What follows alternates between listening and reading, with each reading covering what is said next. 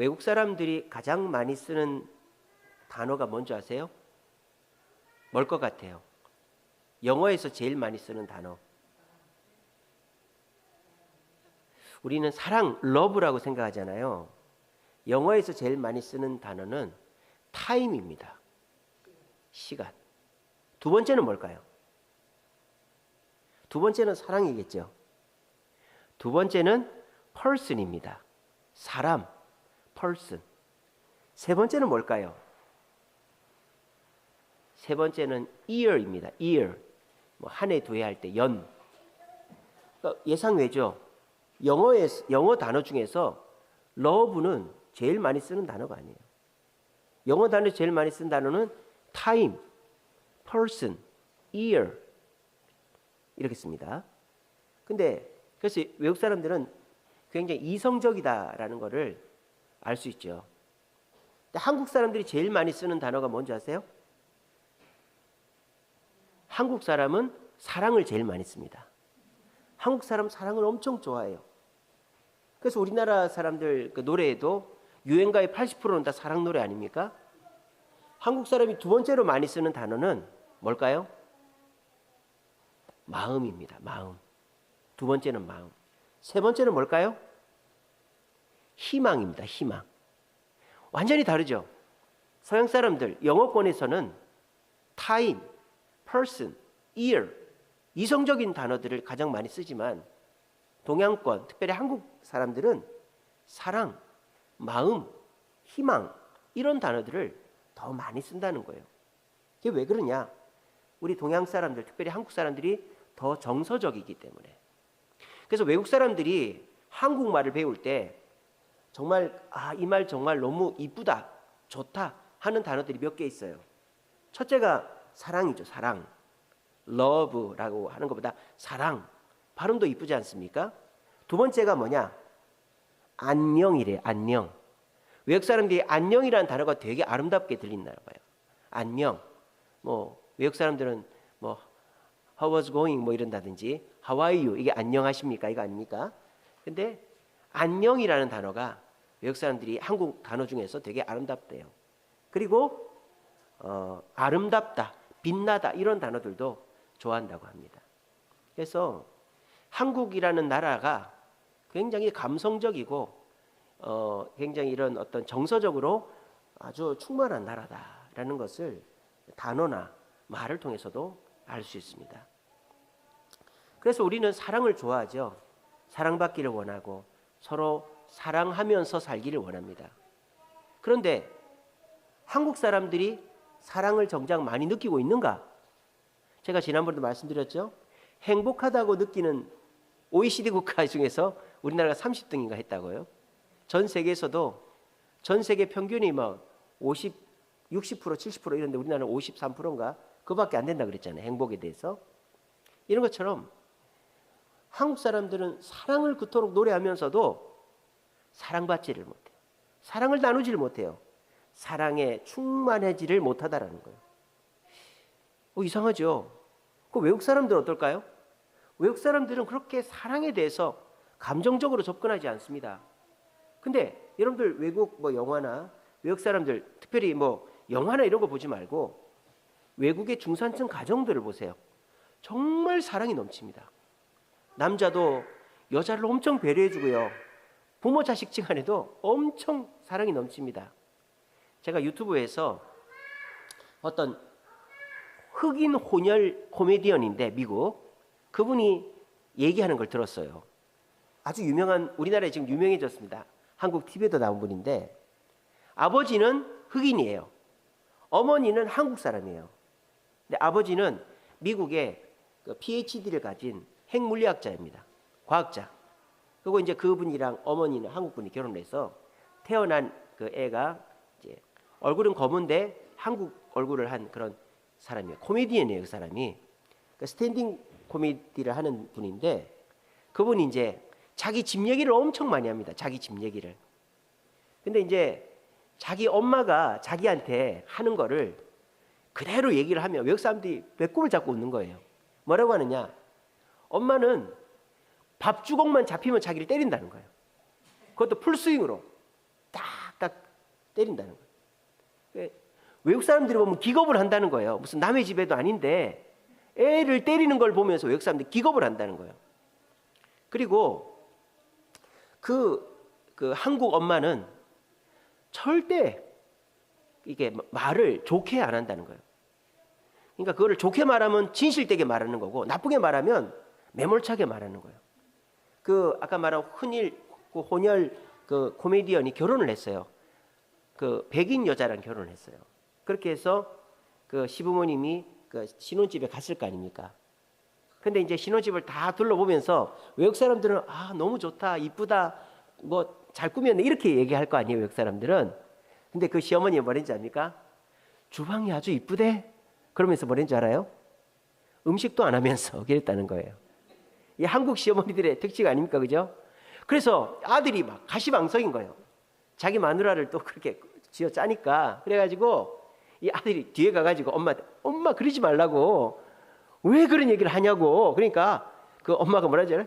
It's true, it's true 그러는 거예요. 사실이잖아. 네 마누라 음식 안 하잖아 이러는 거예요. 이게 뭐예요? 이게 한국 사람들의 정서다라는 거예요. 그러니까 우리는 그렇게 사랑을 많이 노래하지만은 현실적으로 서로가 사랑을 주고받지 못하고 있다. 이게 뭔 일인가? 오늘 거기에 대해서 여러분들에게 말씀드리고자 합니다. 이 서양 사람들은 사실 자기들이 쓰는 단어에 사랑이라는 단어는 별로 없어요. 근데 실질적으로 서양 사람들은 부부간에도 서로 존중합니다. 애들한테도 cheer up, 한번 해봐, 한번 해봐, you can do it 이렇게 하는데 한국 엄마들은 어이구 빌어먹을 놈아, 어이구 나가 죽어라 그러잖아요. 그래 그 흑인 코미디언이 자기 엄마한테 격려를 받아본 적이 없다는 거야. 한국 엄마한테 잘하고 있어, 최선을 다해봐 이런 말을 들어본 적이 한 번도 없대. 이 한국 사람들은 사실 사랑에 목마르고 서로 사랑받고 사랑 주고 싶지만 현실은 사랑이 그렇게 많지는 않은 것이다. 정은 많지만 서로 주고받는 사랑이 없다. 근데 서양 사람들은 실질적으로 서로가 뭐 사랑이라는 단어를 많이 쓰지는 않지만 그들의 삶을 들여다보면 서로가 존중하고 사랑하고 배려하는, 뭐 우리 영화의 뭐 갱스터 영화라든지 무슨 그런 영화 말고, 여러분들도 미국 중산층 가정을 보세요. 저도 미국 살아보니까 미국 사람들이 굉장히 정서적으로 안정이 돼 있고 정말 우리가 보는 것과는 다른 모습들을 많이 보게 됩니다. 이게 뭐 때문인가? 이게 기독교 문화의 힘이다라는 거예요. 이게 기독교 문화의 힘이다. 그러면 서양 사람들은 사랑이라는 말을 많이 쓰지도 않으면서 어떻게 서로가 사랑을 그렇게 실질적으로 많이 주고받는가? 그게 오늘 성경에 나오는 거예요. 오늘 성경이 뭡니까? 포도나무 비유 아닙니까? 요한복음 15장, 나는 포도나무에 너희는 가지다. 너희가 내 안에 붙어만 있으면 너희는 열매를 맺는다. 이게 포도나무 비유 아닙니까? 그죠? 근데 이 포도나무 비유에서 너희가 사랑을 어떻게 받는가가 나와요. 그게 10절이죠. 오늘 우리가 읽었던. 내가 아버지의 계명을 지켜 그의 사랑 안에 거하는 것 같이. 그러니까 예수님이 하나님의 아들임에도 불구하고 그냥 사랑받는 게 아니고 예수님 스스로가 하나님의 계명을 지키려고 노력을 하면서 하나님 사랑 안에 거하고 있다 이 말이에요. 너희도 어떻게 해라? 내 계명을 지키면 내 사랑 안에 거하리라 이렇게 돼 있단 말이에요. 내 계명을 지키면 내 사랑 안에 거하리라. 자, 요거를 잘못 이해하는 분들은 어떻게 이해하느냐? 내 계명을 지켜야 내 사랑을 받는다 이렇게 얘기를 합니다. 그거 아닙니다. 너희들이 주일 빠지지 않고 뭐 예배 빠지지 않고 헌금하고 11조하고 봉사하고 이렇게 하면 내가 하는 거 봐서 사랑해 줄게. 요거 아닙니다. 요거 아니에요. 지금 여기서 말하는 건 뭐예요? 계명을 지키는 자는 내 사랑을 받고 싶어 하게 된다 이 말이에요. 말이 다릅니다. 계명을 지켜야 내 사랑을 받는 게 아니고 예수님의 말씀을 지키면 지킬수록 예수님의 사랑이 너무 좋다 이거예요. 그래서 그 사랑에 머물고 싶어진다라는 것이 이 본문의 의미다라는 거예요. 이게 이해가 잘 안 되시죠? 이게 무슨 말이냐? 사랑을 해서 계명을 지키는 게 아니라 계명을 지키다 보면 사랑하게 돼서 떠나고 싶지 않게 된다 이 말이에요. 우리는 사랑이라는 것을 감정이라고 생각합니다. 그래서 한국 사람들 감정적이니까 서로가 감정적으로 이끌리면 사랑하는 걸로 느낍니다. 근데요, 서양 사람들은 그렇지 않다는 거예요. 서양 사람들에게 있어서 사랑은 약속입니다. 약속. 아시겠어요? 서양 사람들에게 있어서의 사랑은 약속이고 우리에 있어서의 사랑은 감정이다 이 말이에요. 뭐 사랑을 어떤 수단을 통해서 하든 상관없어요. 하지만 그 사랑이 열매가 맺어지고 끝까지 가는가를 볼 때에 그 사랑이 진짜인가 거짓인가가 드러난다는 것입니다. 우리는요 이렇게 생각합니다. 요즘 최근에는 사랑하니까 결혼하지, 그죠? 서로가 끌리니까, 서로가 사랑하니까 결혼하지 이렇게 생각합니다. 물론 그렇게 해서 결혼도 하죠. 그런데 여러분 보세요.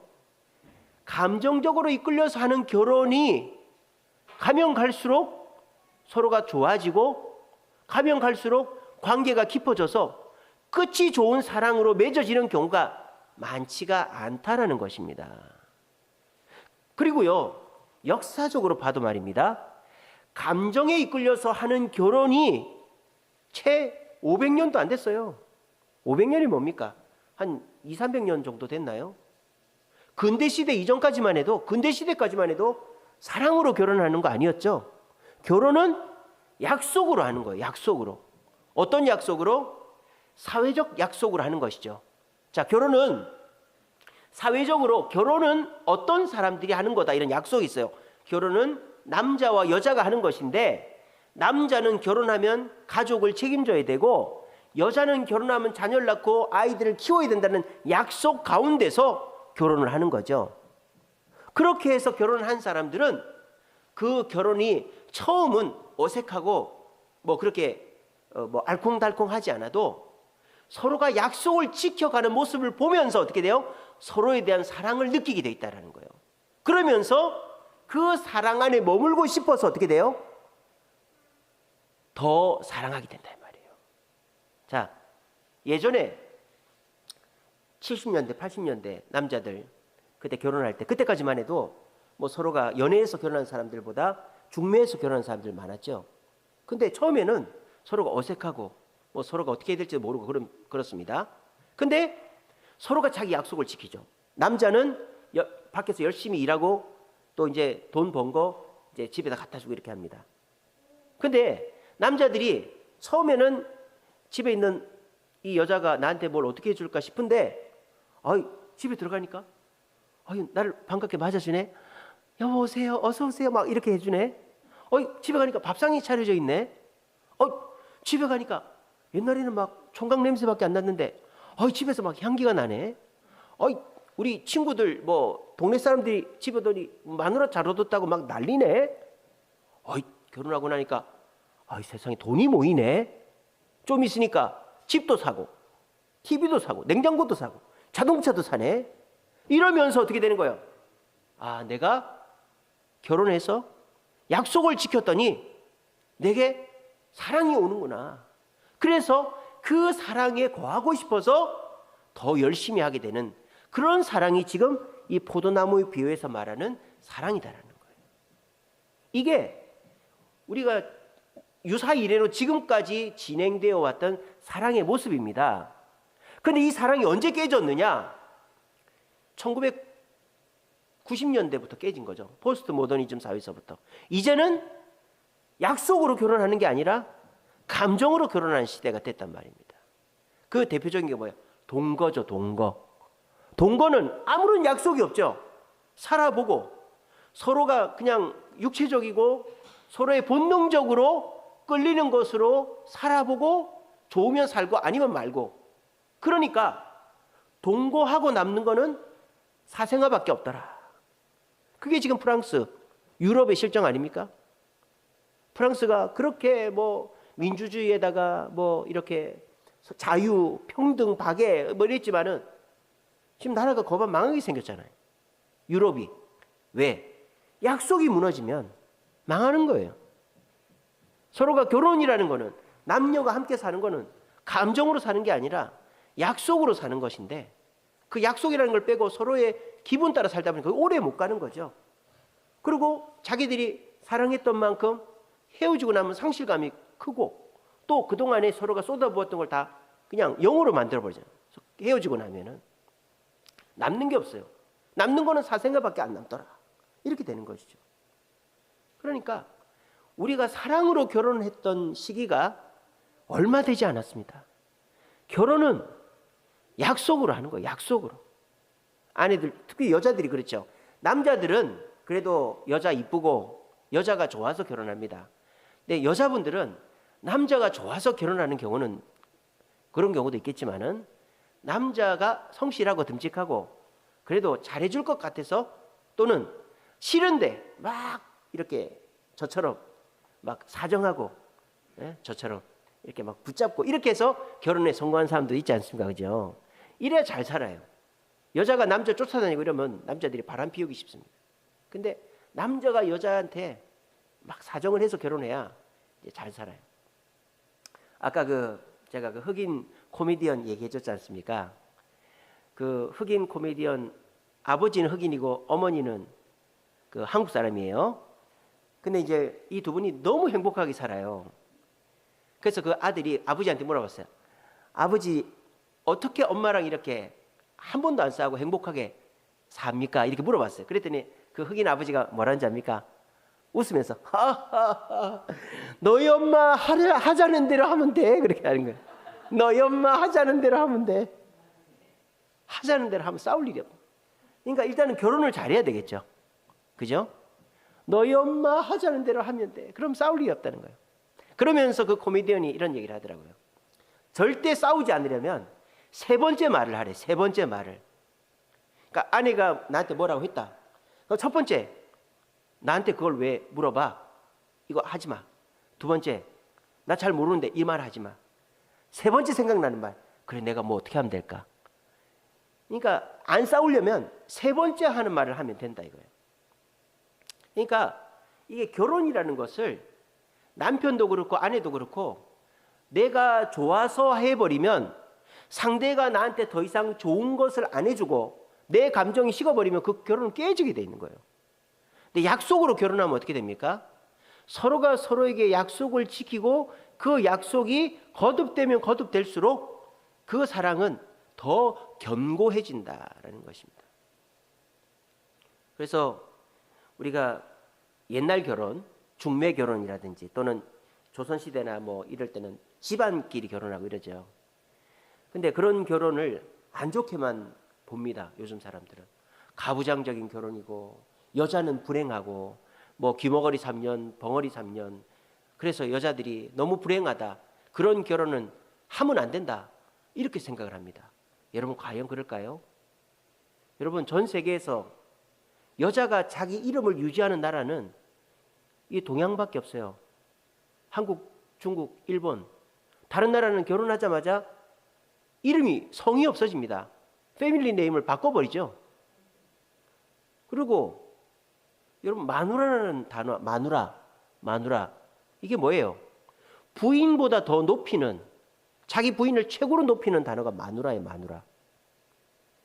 그리고 우리나라 뭐 이런 평민들, 이런 그 예의 범절 없는 사람들 보지 마시고 사대부 집안에 그 여자들 보세요. 여자도 최선을 다하지만 남자도 여자한테 최선을 다합니다. 그렇지 않으면 남자도 욕을 먹죠. 그죠? 물론 뭐 첩두고 이러는 거야 그 당시에 폐해긴 합니다만은. 그러니까 우리는 너무 무슨 미디어라든지 또는 교육이라든지 이런 그런 것에 치우쳐 가지고 옛날의 결혼은 다 나쁜 거, 요즘 결혼은 다 좋은 거 이렇게 얘기해요. 근데 결론을 보자고요. 옛날 결혼은 어때요? 결혼하면 서로가 책임을 집니다. 남자는 남자로서 책임을 지고 여자는 여자로서 책임지고, 그리고 그 가정이 유지가 됩니다. 지금 가정들보다 훨씬 더 잘 유지가 되고 끝에 갔을 때 사랑으로 끝날 확률이 높아집니다. 요즘 사랑으로 시작했다가 갈등으로 끝나는 가정들이 얼마나 많습니까? 근데 옛날 가정은 우리가 표면적으로 드러나는 그런 가정들은 뭐 가부장적이고 여자 칠거지하게 걸리고 이런 것들이 있어도 대부분의 가정들, 특별히 예의범절 있고 정상적인 가정의 부인들은 존중받고 삽니다. 그렇게 해서 그 가정의 끝이 좋다라는 거예요. 그러니까 사랑은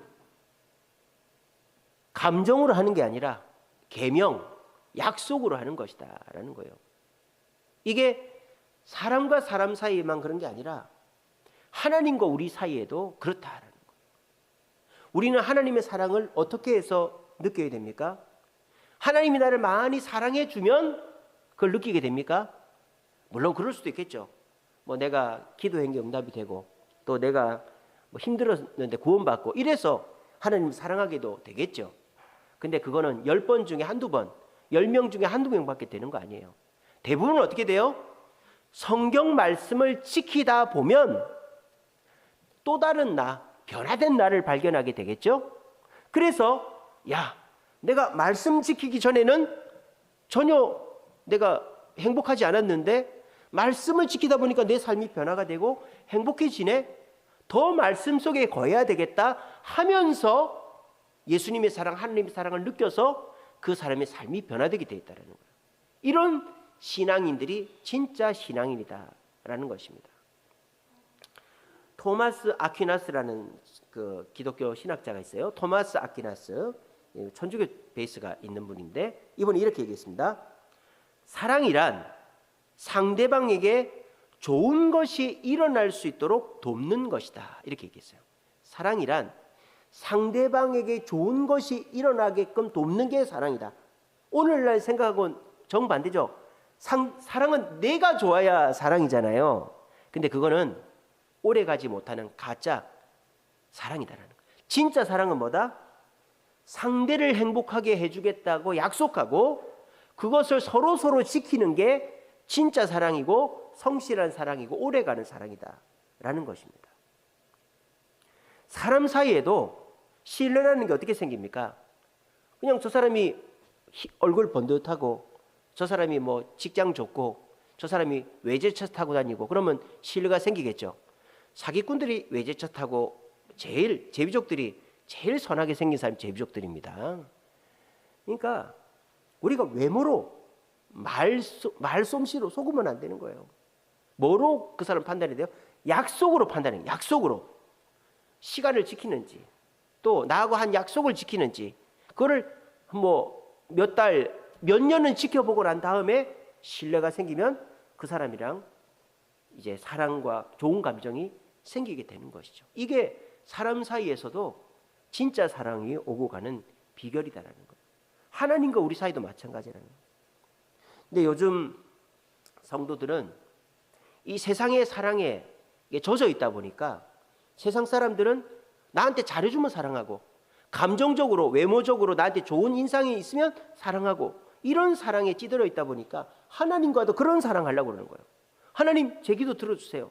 하나님 정말 젠틀하고 하나님 정말 러블리하고 하나님 정말 포근하고 이런 하나님 저에게 그런 하나님이 되어주세요.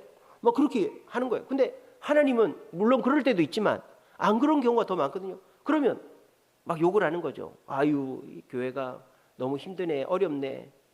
그런데 하나님의 계명을 지키다 보면 주일 예배를 빠지지 않고 또 봉사하고 전도하고 헌금하고 하나님의 말씀을 지키려고 거룩하게 살려고 노력을 하면 그 속에서 하나님의 사랑이 느껴지는 거예요. 하나님의 위로와 하나님의 축복이 느껴지는 거예요. 그럴 때 어떻게 될까요? 하나님이 사랑을 안 줘도 내가 계명을 지켜서 하나님의 사랑을 더 얻으려고 노력을 하게 되어 있다라는 거예요. 이게 하나님의 진짜 사랑을 받는 방법이다라는 것입니다. 여러분들도 혹여라도 내가 어려운데 하나님이 날 도와주시고 내가 떼써서 하나님한테 응답받고 이런 한두 번의 경험 때문에 하나님은 그런 분이다라고 착각해버리면 우리 신앙생활은 이 참 힘들어지는 거예요. 그런 식으로 해야만 하나님의 사랑을 받을 수 있다라는 착각을 하게 되기 때문입니다. 하나님은 절대 그런 식으로 우리에게 응답해 주는 분이 아니에요. 가장 일반적이고 그 제너럴한 상황은 내가 하나님의 말씀을 지켰을 때에 그 말씀으로 인하여 주는 사랑, 그리고 그 사랑을 더 받기 위해서 하나님 말씀 약속을 지키는 그 관계가 일반적인 하나님의 사랑을 받는 관계다라는 것입니다. 그래서 그 포도나무 가지 비유의 핵심이 그거죠. 이 가지가 왜 포도나무에 붙어 있을까요?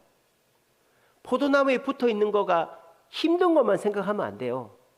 포도나무에 붙어 있지 않으면은 그 열매를 맺기 위한 진액을 받을 수가 없잖아요. 그거를 생각하라는 거예요. 뭐 포도나무의 외형이나 뭐 이런 그런 거 생각하지 말고 포도나무의 가지는 포도나무의 진액을 받아야만 열매를 맺을 수가 있는 거예요. 우리도 마찬가지예요. 예수님의 계명을 지켜야지만, 포도나무 가지가 붙어 있는 그 계명을 지키는 것처럼 우리도 예수님의 계명을 지켜야지만 예수님의 진정한 사랑을 경험할 수 있고, 물론 지켜야지만이 아니지만 지키다 보면 예수님의 사랑을 경험하게 되고, 또 그 사랑을 경험하고 싶어서 우리는 예수님의 약속을, 계명을 지키려고 노력을 하게 되어 있다라는 것입니다. 외국 사람들은 사랑이라는 말 잘 안 하지만 그들의 삶 속에 서로 배려하고 존중하고 사랑하는 문화가 아예 자리를 잡고 있습니다. 그게 다 왜 그런가? 하나님과 그렇게 사랑하기 때문이에요. 하나님과 그렇게 사랑하니까. 하나님과는 뭐 약속 뭐 이렇게 서로가 잘해주고 뭐 이런 감정으로 사랑하는 게 아니라, 하나님 보이지도 않는데 하나님과는 성경 말씀을 통해서 사랑하지 않습니까? 그렇게 신앙생활 하는 사람은 사람하고도 그렇게 사랑한단 말이에요. 외모로 보고 나한테 잘해주는 거 보고 뭐 나한테 해주는 거 봐서 사랑하는 게 아니라, 내 남편이니까, 나하고 약속을 맺은 내 남편이니까, 내 자녀니까, 내 자녀로서 약속을 맺은 자녀니까, 내 동료니까, 나하고 동료로서 약속을 맺은 동료니까 그 계약, 약속을 통해서 사랑해 주는 거예요. 그러면 그 상대방도 나한테 똑같은 삶의 방식으로 약속을 지키는 거죠. 그러면 서로에게 좋은 일이 생긴다. 이게 진짜 사랑이고 오래가는 사랑이고 열매가 있는 사랑이다라는 것입니다. 여러분들도 하나님과 이런 사랑하시기를 바랍니다.